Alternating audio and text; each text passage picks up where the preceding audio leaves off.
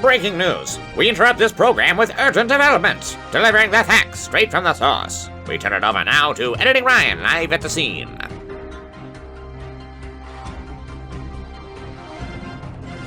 Hey there, Editing Ryan here. It's true that we're not releasing an episode this weekend, but that doesn't mean I won't keep you apprised of what's going on around here. Still working on Misunderstanding Part 1, which has reached a prototype stage in its development and is currently going through the proofing and editing process. The first prototype came out to 2 hours and 45 minutes, so my initial estimation was right on the money. Booyah! We are on track to have it ready for release next Saturday. I'll have you know that we have recorded the feedback portion of the Misunderstanding series and it came out to 4 hours. I have no idea how long it's going to take for me to finish. I'm making decent progress on it, but suffice it to say that we'll get there when we get there. On to today's big announcement. Oh boy, this is it. The biggest topic this show will ever have. The Spirit Analysis Series. That's right. As of today, we are officially beginning production of this monumental undertaking, one that will span multiple years and seasons if we are able to carry it out all the way to the end. So let me tell you how we are intending to go about this. Much like our other mainline series that we have done and are still doing, the Spirit Analysis series will be a community integrated series. For the sake of a reminder, we will still be doing our scenario series alongside this one. The plan is to alternate between a scenario episode and a spirit episode, while sprinkling in one-shot topics here and there in between. For additional clarity purposes, if ever an episode is labeled with a Part 1, that means that the next episode will be a Part 2, and so on, which will continue that topic until it is completed. Unless there are special and unique circumstances, there will be no interruptions between episodes that have the title of Parts 1, 2, 3, or however many it goes to. So, there's something that we have spoken to in the past about this series, and it's something we want to reiterate once again for the record. This Spirit Analysis series is just that, an analysis of each playable spirit in the game, one at a time. It's going to be about who they are and what they can do, not necessarily how you should play them. We believe that is a question you as an individual need to answer for yourself when you are playing the game. The goal of this series is to identify and clarify the tools that you, the player, will have at your disposal, while also taking a look at the themes that these characters evoke. But we're not going to tell you how you should definitively use those tools. That's up to you. We want to provide a clear identification of each spirit's abilities, capabilities, strengths, and shortcomings. These episodes are not going to be guides. Why?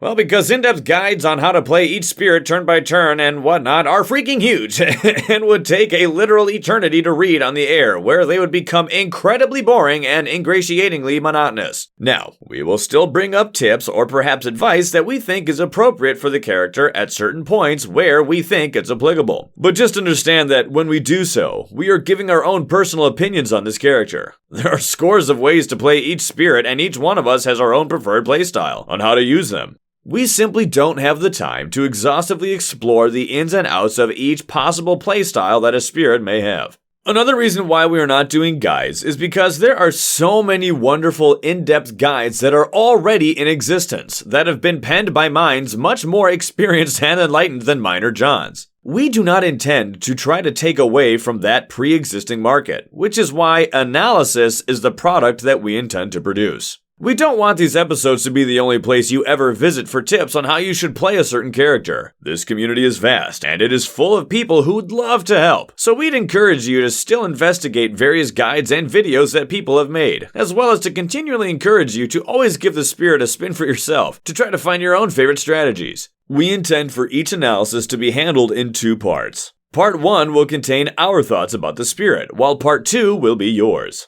Now, in order to keep the feedback limited to a manageable size that we can cover in a 60-minute time frame, we are only asking for specific observations, not full-length dossiers. Sorry, Mr. Wolf. We are going to be asking you for 3 things. We want to know your opinion on who you think makes the best pair with this spirit, and why. As there are multiple reasons for why some spirits would make a great pair with the spirit in question, we will allow for multiple answers on the poll. We would love to hear the reasoning behind your votes in the comments so that we can see why you voted in the way that you did. The second thing that we are asking for is, what are your favorite cards to find for this character? Some are more obvious than others, sure. But what about those powers that you might not have considered at first that turned out to be actually great when you use them? Lastly, we'd love to hear about the fun memories or epic moments that you've had with that spirit. We'd love to hear the stories about crazy situations you've been in, or the intense battles that stick out to you from your plays. We think this could be a fun way to examine the spirits by reflecting on some truly interesting memories we players have had. We are asking for these 3 things, but that doesn't mean you must contribute to each question to participate in the survey. If you want to only answer 1 or 2 of these questions, that's fine. And if you want to go for all 3, that's fine too. We all have various things to contribute, so don't feel bad if you only contribute to 1 of those things. I'm telling you this because the first survey of this kind is now available on BoardGameGeek, and the link to that survey can be found in the description of this episode.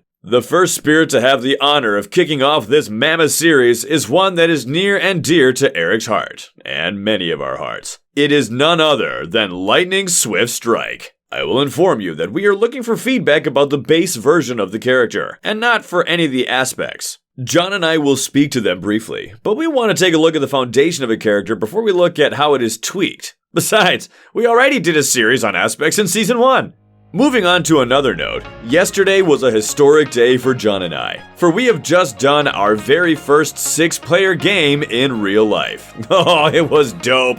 It was so much fun. So much so that we are going to produce a genuine battle report episode where we will talk all about it. Don't worry, this is an actual, legitimate battle report and not a fake one like we did as an April Fool's joke. This battle report is scheduled to air after the Misunderstanding series, but before the Lightning Analysis series, so that is what you can look forward to. Alright, I think that's everything. We're excited to share all these various things with you, and we are equally terrified and jazzed to finally commence the Spirit Analysis series. But no matter what happens, we'll be okay, and we'll all have a fun time. We hope that you are excited to join us on this crazy endeavor as well. Until next week, I implore you to stay safe, stay healthy, and stay awesome. My name's Editing Ryan, and I'll get back to work. Catch you next time.